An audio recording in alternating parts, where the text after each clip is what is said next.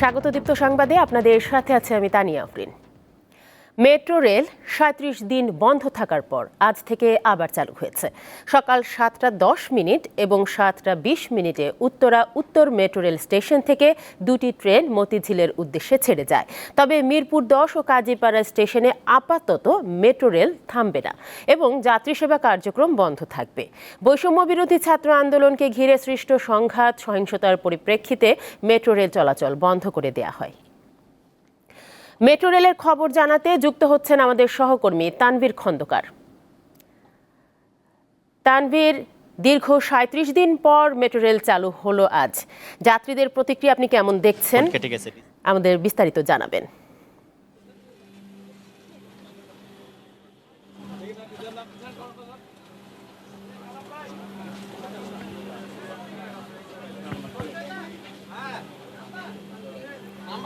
তানভীর, আপনি কি শুনতে পাচ্ছেন? আমরা দেখতে পাচ্ছি আপনি মেট্রো রেলের ভেতরে রয়েছেন। সাকিব,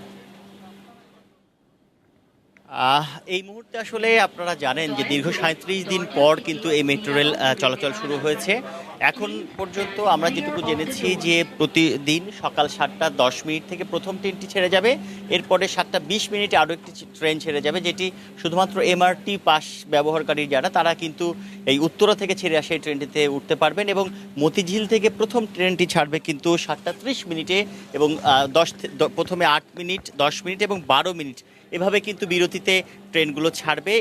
এই তথ্যই আমাদেরকে জানিয়েছে মেট্রো রেল কর্তৃপক্ষ। তারা বলছেন যে অন্যান্য দিন সময়ের মতো আসলে শুক্রবারে কিন্তু মেট্রো রেলের যে বন্ধ সেটি কিন্তু ডে অফ হিসেবে কাউন্ট করা হবে এবং এছাড়াও যে অন্যান্য যে সরকারি ছুটির দিনগুলোতে সেগুলোতে ট্রেন চলবে, তবে সেটি ১৫ মিনিট অন্তর অন্তর। এই ঘোষণা দিয়ে কিন্তু আজকে সকাল থেকে মেট্রো রেল চলছে। আপনারা জানেন এই মুহূর্তে আমার সাথে পেছনে রয়েছেন যোগাযোগ উপদেষ্টা। তিনি কিন্তু আগারগাঁ স্টেশন থেকে উঠে তিনি কিন্তু সচিবালয় পর্যন্ত, এখন আমি যে বগিটিতে রয়েছি সেই বগিটিতেই তিনি কিন্তু সচিবালয়ে তার অফিসে আজকে যাচ্ছেন। এই সাধারণ যাত্রীদের সাথে বসেই যাচ্ছেন এবং তিনি এই যাওয়ার আগে গণমাধ্যম কর্মীদের সাথে কথা বলেছেন যে আমরা প্রশ্ন করেছিলাম যে কাজীপাড়া এবং মিরপুর ১০ নম্বর স্টেশনটি কবে নাগাদ খুলে দেওয়া হতে পারে। তিনি আমাদেরকে জানিয়েছেন যে আসলে এইটি নিয়ে কাজ হচ্ছে, আসলে এখন পরীক্ষা নিরীক্ষা করার পরে আসলে এই সময়টি বলা যাবে, তবে কোনোভাবেই সেটি ১ বছরের এত বেশি সময় লাগবে না, অনেক আগেই এটি খুলে দেওয়া সম্ভব হবে বলে আমাদেরকে জানিয়েছে। এবং আমরা প্রশ্ন করেছিলাম যে সেখানে যে গত আন্দোলন চলাকালীন, ছাত্র জনতার আন্দোলন চলাকালে যে সহিংসতা হয়েছে, যে অগ্নিসংযোগ বা ভাঙচুরের মতো ঘটনা ঘটছে, তিনি সেটিকে ধিক্কার জানিয়েছেন এবং বলছেন কোনোভাবেই এই রাষ্ট্রীয় সম্পদ ধ্বংস করে এই ধরনের একটা মারমুখী আচরণ বা ভাঙচুর এটা কোনোভাবেই গ্রহণযোগ্য নয়। পরবর্তীতে যেন আর কখনো এই ধরনের ঘটনা না ঘটে, এই জন্য সাধারণ মানুষকে সোচ্চার থাকতে বলেছেন তিনি গণমাধ্যমের সামনে। তো আমার কাছে এই ছিল আসলে মেট্রো রেল যাত্রার সবশেষ পরিস্থিতি। মেট্রো রেল চালুর খবরে সবশেষ পরিস্থিতি জানাচ্ছিলেন সহকর্মী তানভীর খন্দকার। অতিরিক্ত পানির চাপের কারণে রাঙামাটির কাপ্তাই বাঁধের ১৬টি গেট ৬ ইঞ্চি করে আজ সকালে খুলে দেওয়া হয়েছে। এ বিষয়ে জানাতে যোগ দিচ্ছেন সহকর্মী মিশু দে। মিশু, ১৬টি গেট খুলে দেওয়ার পর ২ ঘন্টার মতো পার হয়েছে, কতটুকু পানি কমেছে এখন পর্যন্ত?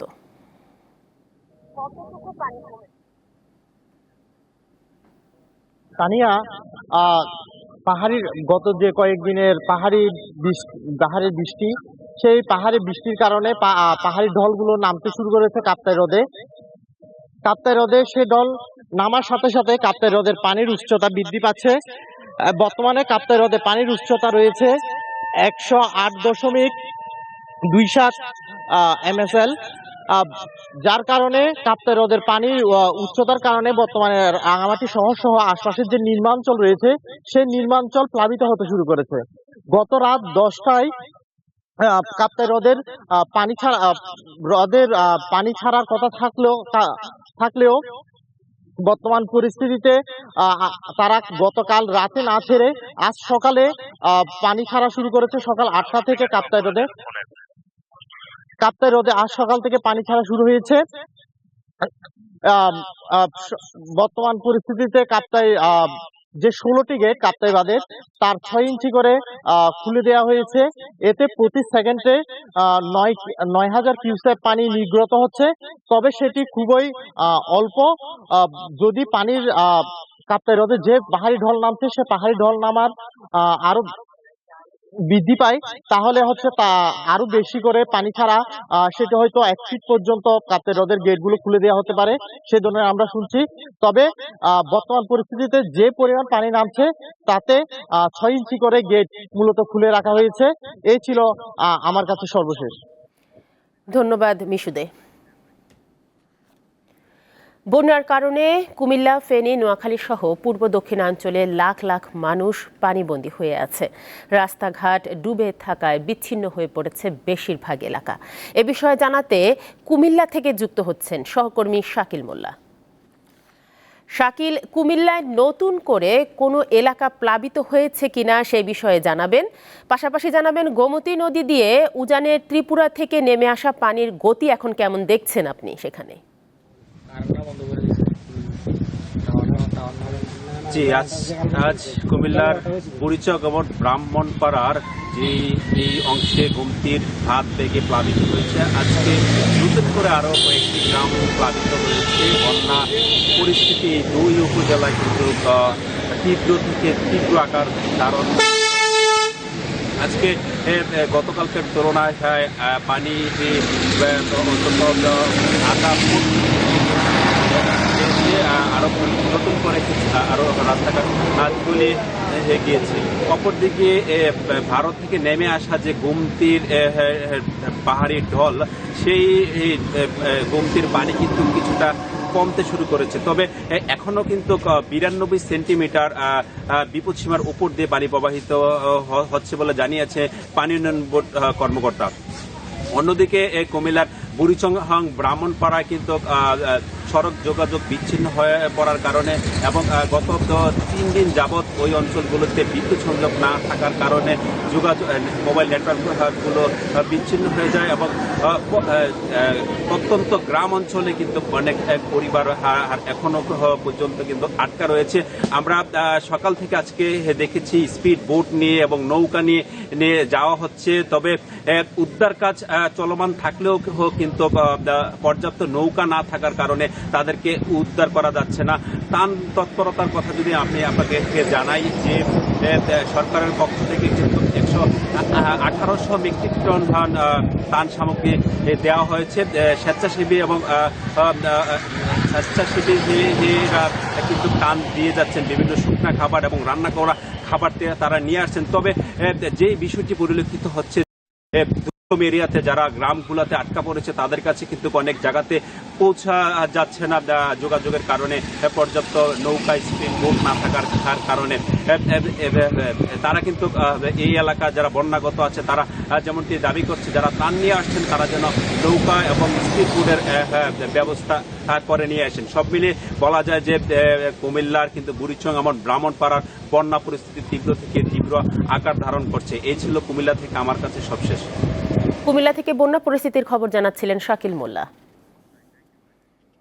বন্যার কবলে পড়েছে ব্রাহ্মণবাড়িয়া জেলাও, সেখানেও অনেক মানুষ পানিবন্দী হয়ে আছে। বিস্তারিত জানাতে যোগ দিচ্ছেন সহকর্মী রিফাত নাবিল।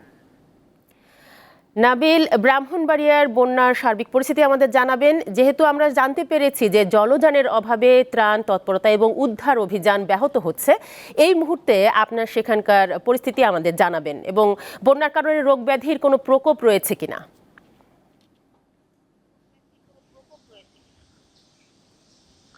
যে ব্রাহ্মণবাড়িয়ায় সার্বিকভাবে বন্যা পরিস্থিতির ব্যাপক উন্নতি হয়েছে।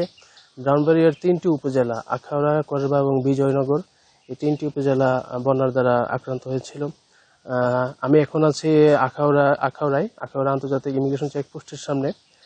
আখাউড়া বলতে গেলে বন্যার পানি প্রায় পুরোপুরি নেমে গেছে, মানুষজন বাড়ি ঘরে ফিরে যাওয়া শুরু করেছে। অল্প কিছু মানুষ এখন আশ্রয় কেন্দ্রে অবস্থান করছে, যাদের বাড়িঘর এখনো বসবাসের জন্য পুরোপুরি উপযোগী হয়নি।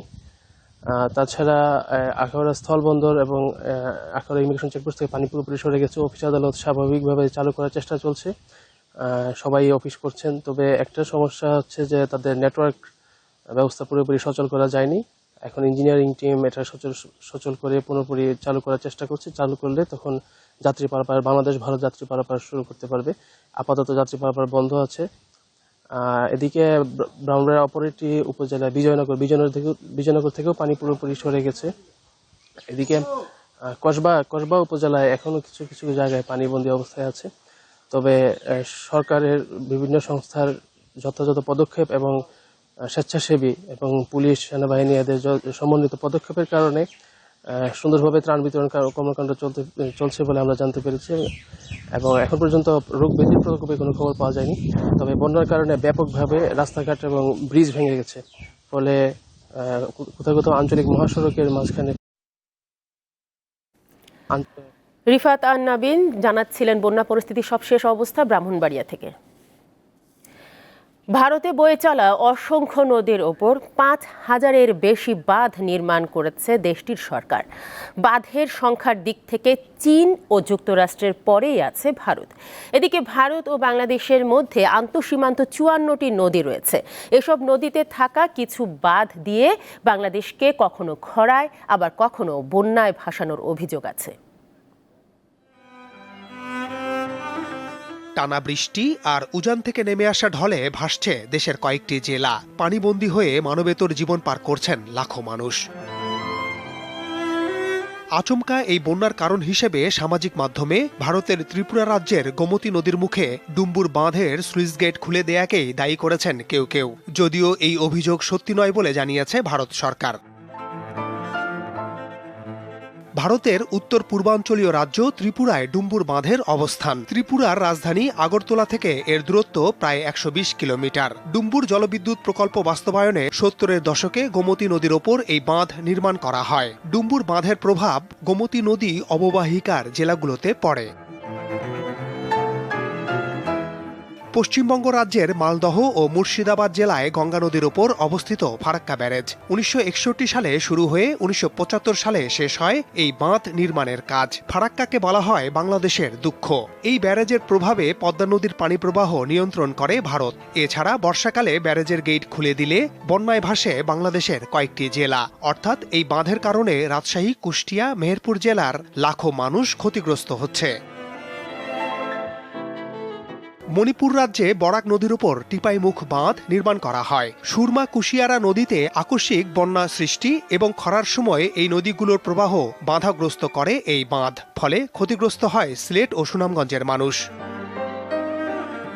তিস্তা নদীর উৎপত্তিস্থল সিকিমের পার্বত্য অঞ্চল। এই নদীর উপর ১০টির বেশি বাঁধ নির্মাণ করেছে ভারত সরকার। তার মধ্যে অন্যতম একটি গজলডোবা বাঁধ। ১৯৯৮ সালে তিস্তা নদীর উজানে এই বাঁধ তৈরির মাধ্যমে তিস্তা নদীর নিয়ন্ত্রণ ভারতের হাতে চলে গেছে। আর এই বাঁধের কারণে বন্যায় ভাসে বাংলাদেশের নীলফামারী, লালমনিরহাট ও রংপুরের কয়েক উপজেলার মানুষ।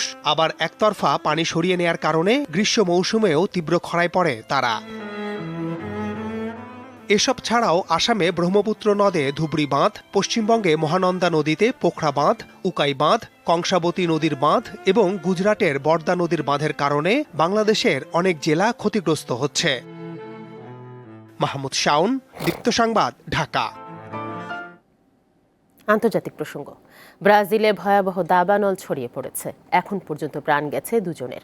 ৩০টি শহরে সতর্কতা জারি করা হয়েছে।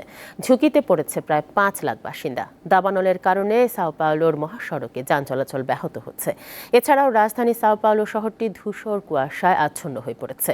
দমকা বাতাসের কারণে আগুন দ্রুত ছড়িয়ে পড়তে পারে বলে আশঙ্কা করছে স্থানীয় কর্তৃপক্ষ।